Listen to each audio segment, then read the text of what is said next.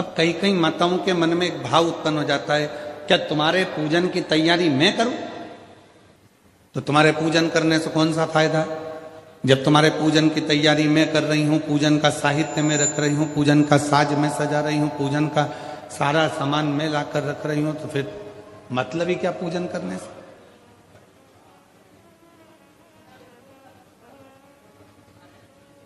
थोड़ा ध्यान देना महाराज। शिव पुराण की कथा चल रही है, या तुम्हारे घर में सत्यनारायण भगवान की कथा हो रही है, या तुम्हारे घर में कोई यज्ञ हो रहा है, या तुम्हारे घर में कोई नवरात्रे में माता रानी की ज्योत जली है, या तुम्हारे घर में कोई पूजन हो रही है, 3-4 देवरानी जेठानी हैं, 4-5 बहनें हैं, 4-5 देवरानी जेठानी हैं, और कोई एक जेठानी या देवरानी भगवान के पूजन का पूरा काम कर रही है, भगवान के पूजन की पूरी साज सजा रही है, भगवान के पूजन का पूरा सामान रख रही है, भगवान के पूजन का पूरा काम कर रही है। और एक देवरानी जेठानी ऐसी भी होगी जो आएगी, पूजन करेगी, चली जाएगी, भोजन करेगी, चली जाएगी, और एक पूरा काम कर रही है, भगवान की सेवा की तैयारी, सत्यनारायण जी की यज्ञ की तैयारी, कथा की तैयारी, सामग्री की तैयारी। तो निवेदन है मेरी जीजियों, कभी अपने मन में यह भाव मत लाना कि मैं पूरा काम करूं और मेरी जेठानी देवरानी तो आती है, खा पी के पूजन करके चली जाती है, फैलारा मुझे फैला उठाना पड़ता, काम मुझे करना पड़ता। ये कभी मन में मत लाओ, बल्कि भगवान को धन्यवाद दो कि इतनी देवरानी जेठानी में तूने अपनी सेवा के लिए मुझे चुनकर रखा है। ये तेरी उदारता, ये तेरी कृपा, ये तेरी दया।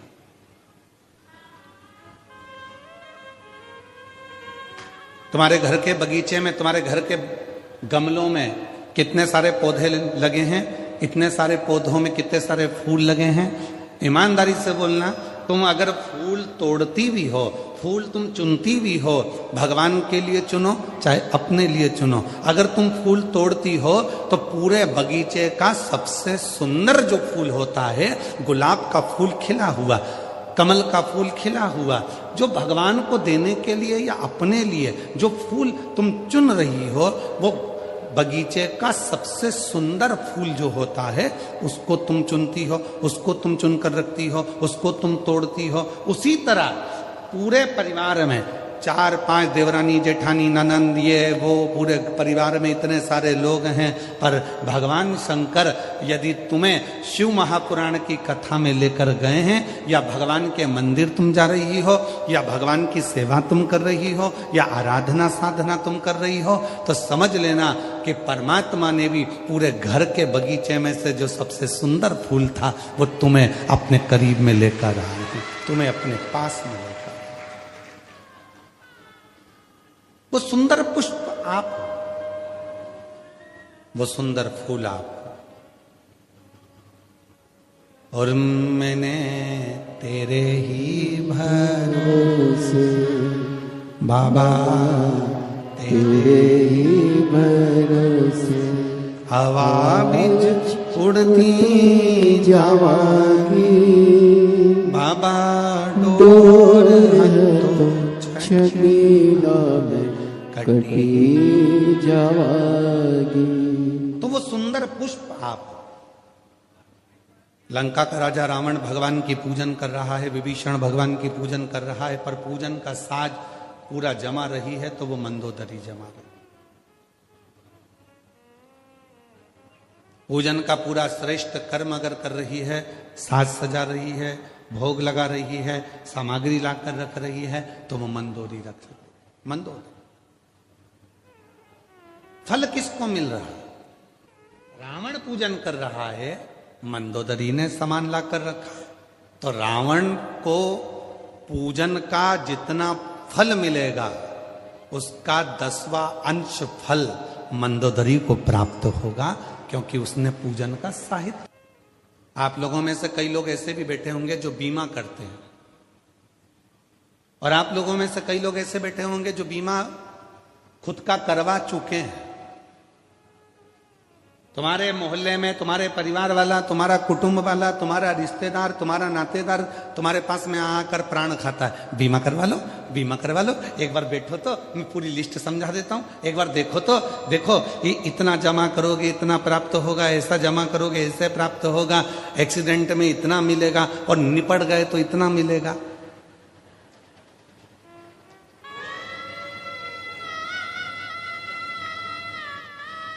दुनिया में केवल एक बीमे वाला ही है जो तुम्हारे सामने तुम्हारे मरने की बात करता है।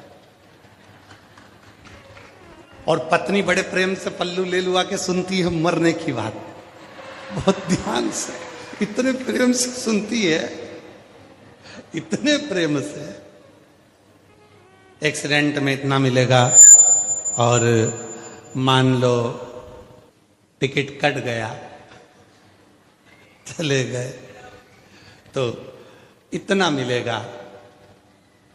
वो पत्नी बड़े प्रेम से सिर पे पल्लू, बस इतना ही, बस इतना ही। फिर बीमे वाला बोलता है नहीं नहीं भाभी जी ये तो अलग से है और ये ऐसा है। तो भाभी जी भी फिर सिर पे पल्लू लेके बोली हाँ अब ठीक है, अब ठीक।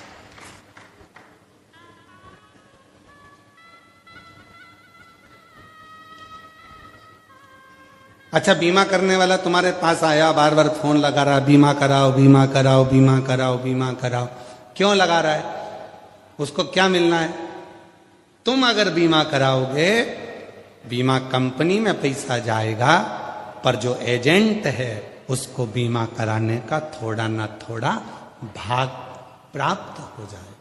उसी तरह भगवान की पूजन करने का अगर कोई पति से कह दिया मेरे पूजन के लिए सामान ला कर देना, सुनो बेटा मुझे पूजन के लिए फूल ला कर देना, भैया मुझे ये ला कर देना, और तुमने अगर वो ला कर दिया है तो तुम्हारी पत्नी, तुम्हारी बहन, तुम्हारी माँ जब पूजन करती है तो उसका एक अंश भाग जो उसकी पूजन का सामान लेकर आया है उसके खाते में पहुंच जाता है, उसका पुण्य पहुंच गया। और पुण्य उसके खाते में पहुंच गए।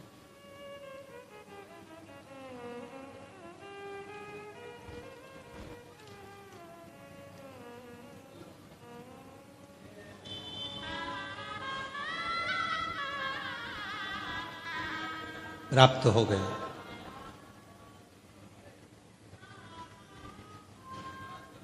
इसीलिए कहते हैं कथा में आया करो तो अपनी पड़ोसन का दरवाजा बजा कर आया करो। चल रही है क्या? कहाँ? अपने बड़ोदरा में कथा चल रही है। अच्छा, हाँ, शिवपुराण की कथा, हाँ चल रही है क्या? वो आए चाहे ना आए, हो सकता है तुम्हारे बोलने से वो आ भी जाए।